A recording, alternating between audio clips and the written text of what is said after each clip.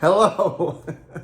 Hey, if I had to start all over with real estate, I've been selling real estate for over 30 plus years, and if I had to start all over, there are a few things I would have done differently, and I want to talk to you about those. My name is Chris Stafford, 30-year listing agent, 30-year plus. My God, I think I've been selling real estate since 1937 in San Francisco, which is a crazy market, tough market to be in. But I love it, and I've been doing it for so long. But if I had to start over, I'll tell you one thing. There are certain things that I would do a little bit differently. So let me just list them out for you, because I really want you guys to take advantage of 30 plus years of experience in knowing how you should get into real estate, how you should change your real estate practice. I'm really talking especially to those real estate agents that have been in real estate for a few years. You got some success, but of course you have that anxiety as to like where your next deal is going to come from. So here's the deal. One is I really would have niched down. I would have found a niche market and have really became a master at that niche. When I went into real estate in San Francisco back in 1937, I have to tell you, my mother told me that I would sell anything that wasn't nailed down. And it's pretty much true. From a very early start, I just took any lead I could find.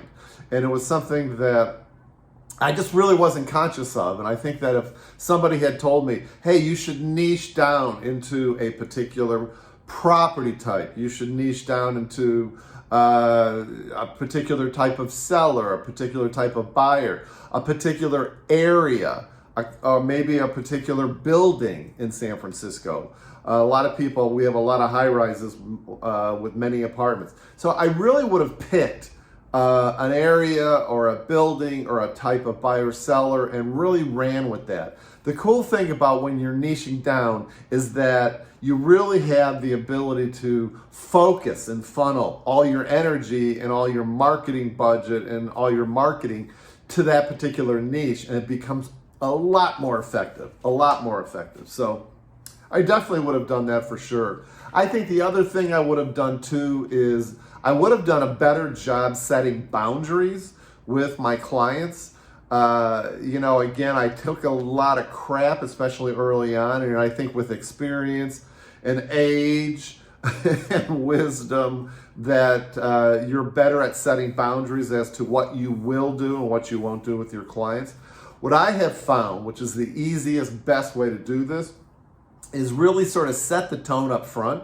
Set the tone with your clients when you first meet them. So if you've got a new buyer interview or you're meeting a seller for the first time, set boundaries. Tell them, okay, this is how I work. This, it's just like a doctor. A doctor says, okay, this is how I work. And this is when I can return phone calls. This is how many times that I'm going to talk to you each week. You name it, but set boundaries. And you know what they're going to say? They're going to go, oh, okay.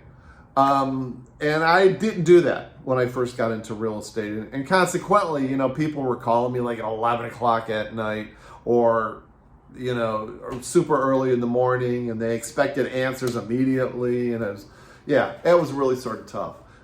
So definitely set boundaries, be strong about it. And you sort of think, some agents say, oh, well, I'm available 24/7. That's ridiculous. That means you're not going to have a life. So set those boundaries right up front. You're going to have a much better business and a much better life. I think the other thing that I would do too is I would also have joined a team initially. I didn't do that. I really spent probably the first 5 years as a real estate agent. I started in the 90s, obviously, as a real estate agent, working my own gig. It was all about me. And I would have joined a team because I think that joining a team, I could have honed my sales skills a lot better and a lot faster, I guess is really my point. I think the opportunities would have been better. I think that,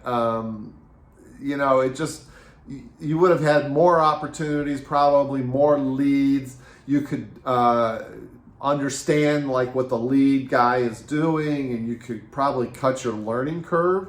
So I think that's really what I'm trying to say is cut your learning curve, you get really better, I think, faster with your sales skills, probably get more leads, that type of thing. So yeah, I would do it. Now, would I stay in a team? I don't know, because I joined a team after about 5 years, and it worked out really well for me. I was in a team once, then it didn't work out well for me, because a lot of that all has to do with the organic nature of the personalities involved and the work ethic and all that. So you got to really be careful when you're joining a team. You want to make sure that you mesh well with those people. And again, it's organic in nature. It's not like you can just plop down with any team and really be happy. So be careful about that as well too. I think the other thing that I would do too, if I were starting over, I work for Compass Real Estate. I love Compass Real Estate. I think their technological platform is amazing. But I probably would go with like 100% commission broker. There's so many of them around right now that I probably would do that. As a matter of fact, I've been doing this for so long. My current business partner and I talked about joining another thing, and we said, you know what? We're probably too old, we're too entrenched, and I just don't want to deal with joining a new company just for the sake, because I have a super high commission split as it is right now. So I'm really happy with where I'm at right now. But if I had to do it over, I'd probably go to 100% commission broker. Obvious for the obvious reasons, especially after you have some experience and you know what you're doing, that could probably be the ticket. And then also, I take that back. I would definitely get a coach. Get a coach the minute you're in business, even if you can't afford it. I see this as a big problem that a lot of real estate agents don't do. They can't justify the cost of a coach. And I will tell you that this is one thing I did well, the minute that I became a real estate agent, I hired a coach the very first week that I was in as a real estate agent, because I quit my full-time job as a CPA to become a real estate agent. And that's probably the best thing I ever did. It cost me a lot of money that I didn't have. I put it on a credit card. It was $1,000 a month back in the 1990s. In the 1990s, $1,000, it's still a lot of money today, but back then it was a lot of money. But this guy basically cut my learning curve in an amazing way. I mean, I think I got my first listing because I knew I wanted to be a listing agent right off the bat. I think I got my first listing in like 45 days, and I got my first commission check 30 days after that, because I had saved enough money to keep me going for 6 months. So I was relatively successful right out of the gate. And I think that probably my first year or by my second year, I was making 6 figures. So I was really happy with that. So, spending $1,000 a month compared to the fact that I started making money so much faster, really was a mere pittance. But I see this, and I know this sounds sort of self-aggrandizing or whatever, but I'm a coach. Hire me. If you don't want to hire me, hire somebody else. But I know for a fact I have a coach in every area of my life. My trainer, my investment advisor, spiritual coach. It's really important to play ball with people that are doing better than you, that have been in the business longer than you. And I just can't recommend enough to definitely get a coach. The other thing, and probably the last thing I'll say, is that I think it's really important that you figure out early on, which is what I do in the Listing Collective, which is my coaching program. Figure out really early on what marketing you want to do and what can you become really good at. When I first started off, I did a lot of cold calling and became very good at cold calling. But I didn't really pursue, and I stopped doing it, and I just tried a bunch of different things. And this is where a coach could come in helpful, or your sales manager, or talk to more experienced listing agents. What works today, what doesn't work, that's what the Listing Collective, my coaching program, is all about, because I'm in the trenches right now and I know what works and what doesn't work.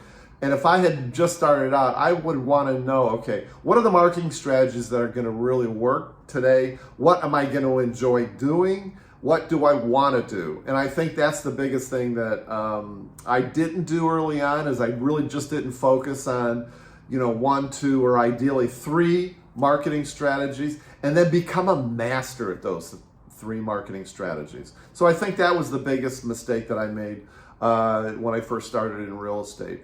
But these are just some ideas. I just wanted to throw that out there. Things I would do differently if I had started back 32 years ago in real estate, knowing what I know now. So it's always easy to say, but I would love to know what your comments are. What would you do differently? Let me know in the comments below. And if you want more information about my coaching program, definitely check out the Listing Collective. The link is down below as well. And I hope that you have a great day.